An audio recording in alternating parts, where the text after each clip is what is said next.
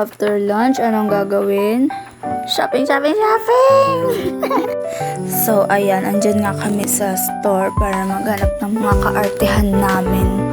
Kita nyo yan, mga makeup na yan. Anong ginagawa mo, Jeb?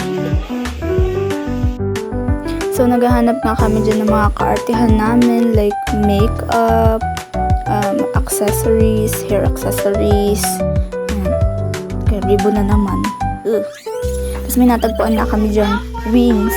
Diba? Kasi yung isa dyang baliw, gusto niya mag-fairy-fairy. Kasi ang theme nga ng aming party ay Garden of Time. Siya daw ang fairy sa swamp ni Shrek. Yan o. So yan, nakikita nyo, proceed naman kami sa second floor, which is the clothing section. Hanap-hanap naman yung mga shoesibles, mga tops, skirts, ganyan, dresses, like anything na may potential for the team. So yan, may nakita siya dyan, dress. Boosh. Tingnan niya ang price at mahal. So ayan, dahil wala nga kaming natagpuan na aming afford and maganda, nag-go away na lang kami dyan. Nag-walking. Sino? Yung babae. So yan, pagkaalis nga namin doon sa store na yun, nag-walking na kami dyan papunta sa next stop namin.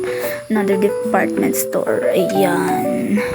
Pagkapasok nga namin dyan, nag-walk down the aisle na kami kaagad. And in fairness sa aisle na sobrang haba, bro. Oh my God. Tapos may natagpuan na naman nga kami dyan ng wings. Ayan, oh. Tingnan nyo na naman. Ayan. Shiring! Uy, hindi kayo sinira. Hindi, sinira mo yan. So, after ng wings, ayan, walk na naman kami dyan sa napakahabang aisle. Wow! Garden of Time. Boys, we suggest this as your coat.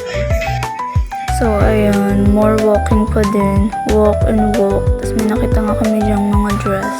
They're so green and purple and para silang pang prom. Ayan, may fairy. Oh my God. Fairy! Pil na yan. Tapos na kami sa new one. Bye-bye. We shall return.